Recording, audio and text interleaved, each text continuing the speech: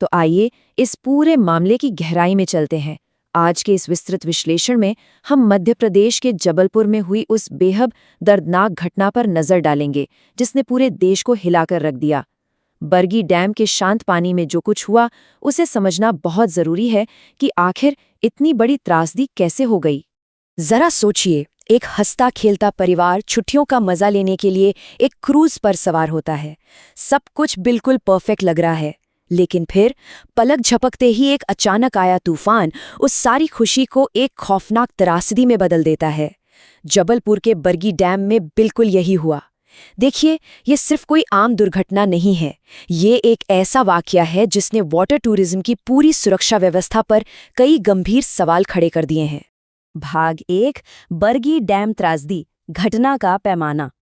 अब इस स्लाइड में जो सबसे ध्यान देने वाली बात है वो ये है कि ये आंकड़े असल में इस हादसे की गंभीरता को कितनी अच्छी तरह बयां करते हैं। उस क्रूज पर कुल 43 लोग सवार थे। खैर, अच्छी बात यह रही कि रेस्क्यू ऑपरेशन के जरिए 28 लोगों को सुरक्षित बचा लिया गया, लेकिन सबसे दुखद पहलू ये है कि 9 लोगों की मौत की पुष्टि हो चुकी है और 6 लोग अभी भी लापता हैं। ये सिर्फ नंबर नहीं है, बल्कि उन परिवारों का असीम दर्द है जिनकी जिंदगी इस हादसे ने हमेशा के लिए बदल दी। भाग 2, यह आपदा कैसे घटी, त्रासदी की समय रेखा। अब इस हादसे की जड़ तक पहुंचने के लिए हमें ये समझना होगा कि घटनाएं असल में किस क्रम में हुईं।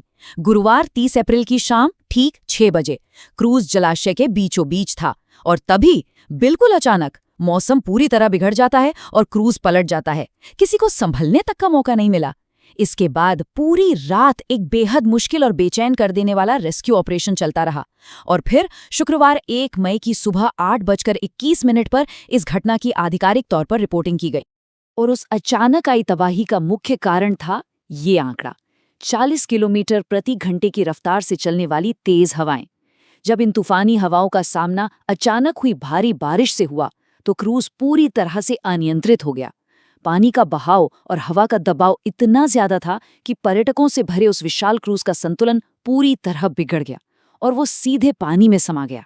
चलिए अब आगे बढ़ते हैं और देखते हैं कि ये पूरी घटना मानवीय स्तर पर कैसे और भी गहरी होती जाती है। भाग 3, एक माँ का अंतिम आलिंगन, मानवीय कीमत। देखिए, आंकड़े और टाइमलाइन अपनी जगह हैं, लेकिन इस त्रासदी का जो असली दिल दहला देने वाला दर्द है वो दिल्ली के एक परिवार की कहानी में झलकता है। मरीना मैसी और उनके 4 साल के छोटे बेटे त्रिशान की कहानी। ये परिवार बरगी डैम में कुछ हसीन पल बिताने आया था। हादसे के वक्त मरीना के पति प्रदीप और उनकी बेटी को तो किसी तरह सुरक्षित निकाल लिया गया, लेकिन किस्मत को शायद कुछ और ही मंजूर था। मरीना और उनका वो नन्हा सा बेटा इस क्रूर हादसे का शिकार हो गए और वापस नहीं लौट पाए। जब बचाव कर्मियों ने उनके शवों को बाहर निकाला तो वहां मौजूद हर इंसान की आंखें भर आईं। ये कोट उसी मंजर को बयां करता है। उसने अपने बेटे को अपने ही लाइफ जैकेट के अंदर मजबूती से लपेट लिया था। उनके शरीर एक आलिंगन में बंधे हुए थे। डूबने से ठीक पहले एक माँ ने अपनी जान की परवाह किए बिना अपने बच्चे को बचाने की वो आखिरी कोशिश की थी। दोनों के शरीर एक दूसरे से इतनी जोर से लिपटे थे कि उन्हें अलग करना तक मुश्किल हो रहा था। सच में निस्वार्थ प्यार की ये इतनी मार्मिक और दर्दनाक तस्वीर है जिसे शायद ही कोई कभी भुला पाएगा। इस घटना की तुरंत बाद सोशल मीडिया पर एक तस्वीर आग की तरह फैलने लगी जिसे AI जनरेटेड बताया जा रहा था। जबलपुर जिला प्रशासन को सामने आकर यह साफ करना पड़ा कि हाँ, इंटरनेट पर वायरल हो रही वो खास तस्वीर वाकई में आर्टिफिशियल इंटेलिजेंस से बनी है, लेकिन उन्होंने इस बात की पूरी तरह से पुष्टि की है कि भले ही तस्वीर असली ना हो, पर माँ बेटे के इस अंतिम आलिंगन की वो हृदय विदारक घटना 100% सच है। रेस्क्यू के दौरान बिल्कुल वैसा ही मार्मिक दृश्य सामने आया था। तो यहाँ सबसे अहम बात यह है कि क्या इस पूरे हादसे को रोका जा सकता था? भाग 4, लापरवाही और आधिकारिक कार्रवाई, प्रणालीगत विफलताएं। जब हम भावनाओं से थोड़ा हटकर तथ्यों पर गौर करते हैं तो सिस्टम की कई बड़ी कमियां खुलकर सामने आती हैं। जो यात्री इस हादसे में बाल-बाल बचे हैं, उनके बयान इन्हीं कमियों को उजागर करते हैं। उनके आरोप सच में बेहद गंभीर हैं। उनका साफ कहना है कि खराब मौसम की स्पष्ट चेतावनी दी गई थी, फिर भी क्रूज संचालक ने यात्रा जारी रखी।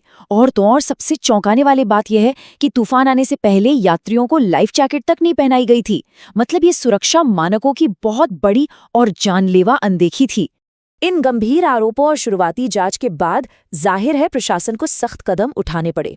क्रूज के पायलट, हेल्पर और टिकट इंचार्ज, इन तीनों की सेवाएं तुरंत प्रभाव से खत्म कर दी गई हैं। इसके साथ ही पूरे रिजॉर्ट के मैनेजर को भी सस्पेंड कर दिया गया है।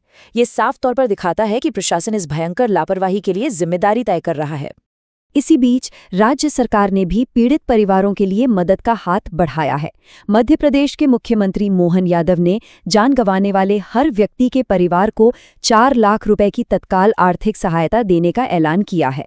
लेकिन हम सब जानते हैं कि कोई भी धनराशि, चाहे वो कितनी भी बड़ी क्यों न हो, उस अपूरणीय क्षति की भरपाई नहीं कर सकती जो इन परिवारों ने अभी झेली है। इस पूरे विश्लेषण के आखिर में एक बहुत ही बड़ा और अहम सवाल उठता है। क्या सिर्फ कुछ लोगों को सस्पेंड करने या नौकरी से निकाल देने जैसी प्रशासनिक कार्यवाहियां भविष्य के लिए काफी होंगी? क्या इन कदमों से जल पर्यटन में ऐसे स्थायी सुरक्षा मानक लागू हो पाएंगे जो ऐसी किसी भी रोकथाम योग्य त्रासदी को दोबारा होने से रोक सके? ये एक ऐसा सवाल है जिस पर पूरे सिस्टम को और पूरे समाज को बहुत गहराई से सोचने की जरूरत है।